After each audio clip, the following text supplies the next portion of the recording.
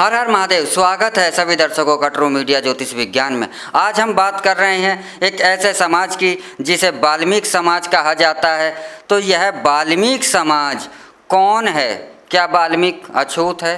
क्या वाल्मीकि नीच व्यक्ति हैं कि जो इनके साथ छुआछूत मानी जाती है? यह मेला ढोने का कार्य क्यों करते हैं? बहुत सारे ऐसे सवाल, क्योंकि सवाल यह भी प्रश्न उठता है बार बार कि जब हमारे सनातन धर्म में जाति प्रथा जैसी प्रथा ही नहीं है, हमारे सनातन धर्म के अंदर मनुष्य के द्वारा मनुष्य से ऊंच नीच, छुआछूत, जातिवाद जैसे भेदभाव करने के लिए कोई स्थान नहीं है, तो वाल्मीकि समाज को भंगी, मेहतर कह करके अपमानित क्यों किया जाता है? तो आइए बात करते हैं वाल्मीकि समाज के इतिहास की।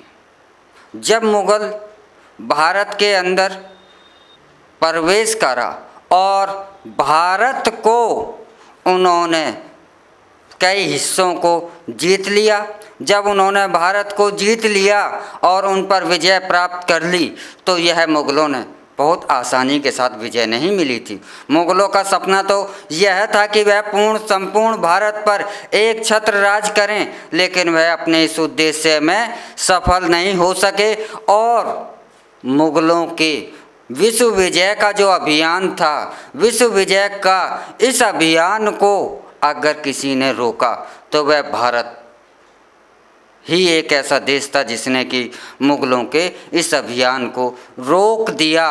तो जब भारत के अंदर जब मुगलों का प्रवेश हुआ, मुगलों के प्रवेश के साथ ही भारत के जो क्षत्रिय योद्धा थे, मराठा योद्धा थे, इनसे मुगलों को बहुत भारी युद्ध हुआ। भले ही मुगल जब विजय हुए, कुछ क्षेत्रों में, कुछ राज्यों पर उन्होंने कब्जा कर लिया और भारत के बहुत बड़े हिस्से पर कब्जा कर लिया और इससे मुगलों को बहुत बड़ी कीमत भी चुकानी पड़ी, उनकी बहुत बड़ी क्षति भी हुई। इस क्षति के साथ ही, इस युद्ध के साथ ही उन्होंने ब्राह्मणों को और क्षत्रियों को अपने कैद में ले लिया था। यह ब्राह्मण और क्षत्रिय कौन थे?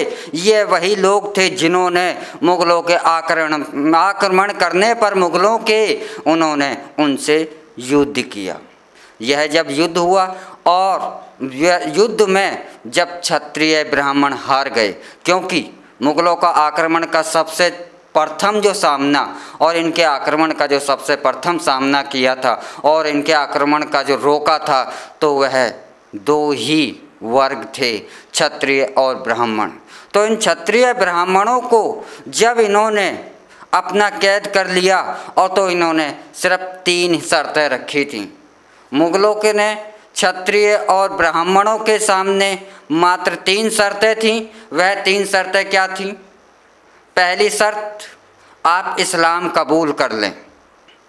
अगर आप इस्लाम कबूल नहीं करते हैं, पहली शर्त इस्लाम कबूल करने की जो है, इसे आप स्वीकार नहीं करते हैं, तो आपको मेला ढोना पड़ेगा और अगर मेला ढोते भी नहीं हैं तो आपको मृत्यु का सामना करना पड़ेगा।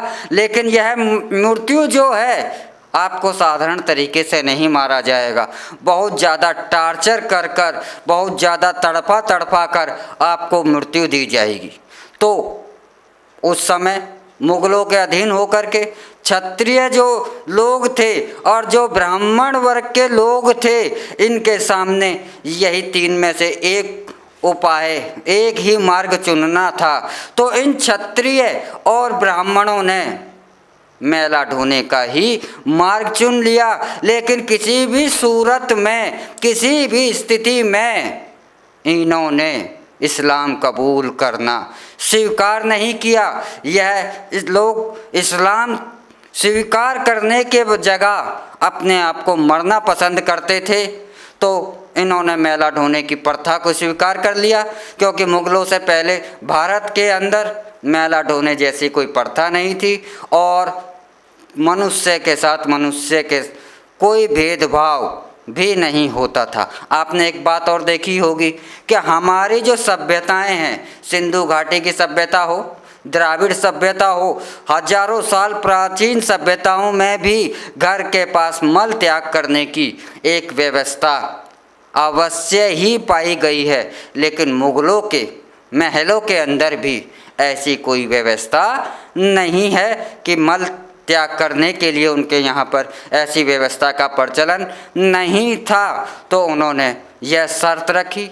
तो जब इन क्षत्रिय और इन ब्राह्मणों ने मैला ढोने की प्रथा को स्वीकार कर लिया तो यह मैला ढोने लगे, तो इनके लिए तिलक, जनेऊ और चोटी रखना मुश्किल हो गया, क्योंकि यह तिलक और जनेऊ और चोटी रखकर मैला ढोने के कार्य को नहीं कर सकते थे। तो इन महावीर लोगों ने, इन महान लोगों ने अपने जनेऊ को भंग कर दिया, अपने तिलक को भंग कर दिया, अपनी चुटिया को भंग कर दिया।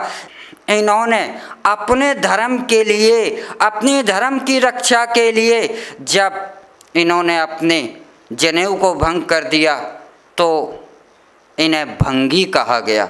अर्थात भंगी वह लोग हैं जिन्होंने अपनी धर्म की रक्षा के लिए अपने संस्कारों को भंगी, इन्होंने अपनी धर्म की रक्षा के लिए अपने संस्कारों को, अपने जो नित्य कर्म के जो संस्कार थे इन्हें भंग कर दिया, इसलिए यह भंगी कहलाए।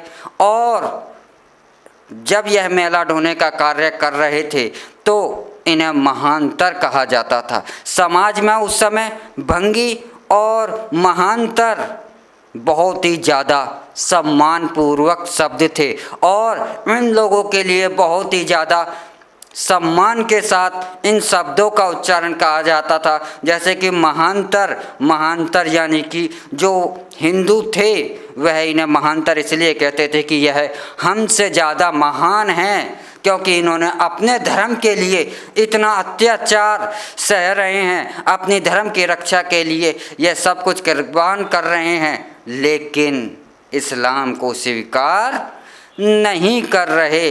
तो यह महांतर शब्द जो है बाद में महतर का रूप ले लिया और यह शब्द अब महांतर से महतर हो गया, इसलिए यह महांतर शब्द महतर हो गया।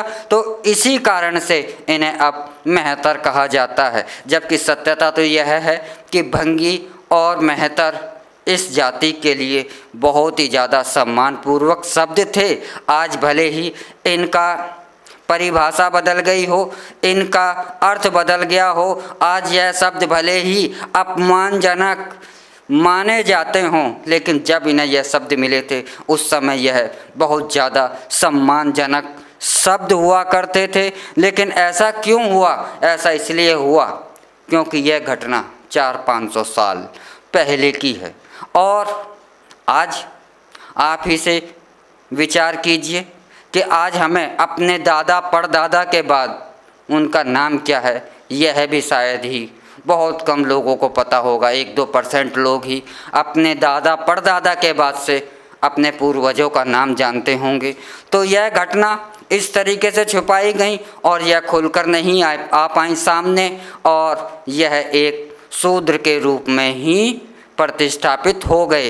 ये मुग़लों के समय तक तो इनको महांतर और इन्हें सम्मान था, लेकिन जब मराठाओं ने मुग़लों को हराकर दिल्ली तक ही सीमित कर दिया था और पूर्णतः तक भारत को एक आज़ाद कराने के द्वार पर ले आए थे, उसी समय अंग्रेज़ों का जो आक्रमण होता है और अंग्रेज़ देश को पुनः गुलाम बना लेते हैं, उस समय अंग्रेज़ों की एक नीति थी, फूट डालो और शासन करो। तो यह अंग्रेज़ों को यह नीति में इन्होंने जातिवाद को जो बढ़ावा दिया, तो आज शूद्र और ब्राह्मण और क्षत्रिय इनको 4 वर्गों में इस तरीके से बांट दिया कि यह बहुत ज़्यादा ही एक दूसरे के घृणा करने लगे, एक दूसरे से बहुत ज़्यादा दूर दूर हो गए और वह बहुत ही सफलतापूर्वक इस कार्य में सफल रहे। तो वाल्मीकि समाज के लोग कोई हमारी अलग से जाति नहीं है, कोई अलग से समाज नहीं है। वाल्मीकि समाज के वही योद्धा हैं जिन्होंने अपनी धर्म की रक्षा के लिए, अपनी सनातन धर्म की रक्षा के लिए बहुत बड़ी कुर्बानियाँ दी, उनसे युद्ध भी लड़ा और सैकड़ों सालों तक इन्होंने मैला भी ढोया, लेकिन अपने धर्म की रक्षा के लिए ये सदैव अडिग रहे।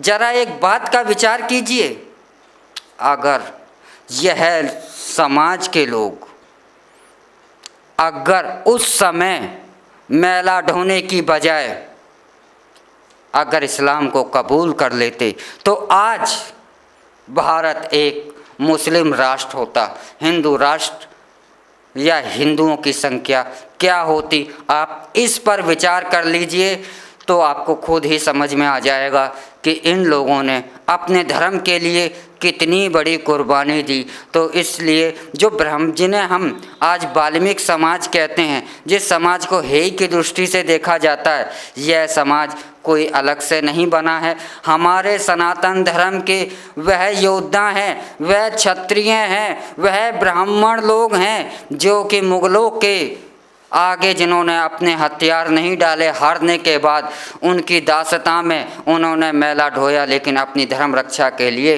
तत्पर रहे। तो ऐसे सम्मानजनक यह लोग हैं, तो इनका इतिहास सदैव छुपा रहा और अब धीरे धीरे यह सामने आना शुरू हुआ है। तो वाल्मीकि समाज जो है हमारा एक सम्मानित समाज है और सारा हिंदू इसका ऋणी भी है और इसका ऋणी सदैव रहेगा, क्योंकि जो इन्होंने अपना त्याग करा है, जो इन्होंने कुर्बानी अपनी दी है, तो इन क्षत्रिय ब्राह्मणों के लिए जिन्हें आज हम वाल्मीकि कहते हैं, इनके लिए इनकी कुर्बानी को हमारा हिंदुस्तान, हमारा सनातन धर्म सदैव ही याद रखेगा। तो हमारे को आवश्यकता है कि हम आज जातिवाद के बंधनों को तोड़ करके अपने धर्म को पुनः एक करें और आज की यही आवश्यकता भी है। इसी के साथ मैं आपसे इजाज़त लेता हूं। अगले एपिसोड में हम आपसे फिर मिलेंगे। तब तक आप हमारे ट्रू मीडिया ज्योतिष विज्ञान को लाइक शेयर कमेंट करना ना भूलें और जो दर्शक हमसे नए जुड़े हैं वह जल्द से जल्द सब्सक्राइब कर लें और हमारे को लाइक शेयर कमेंट करना भी ना भूलें। इसी के साथ ओम नमः शिवाय, हर हर महादेव।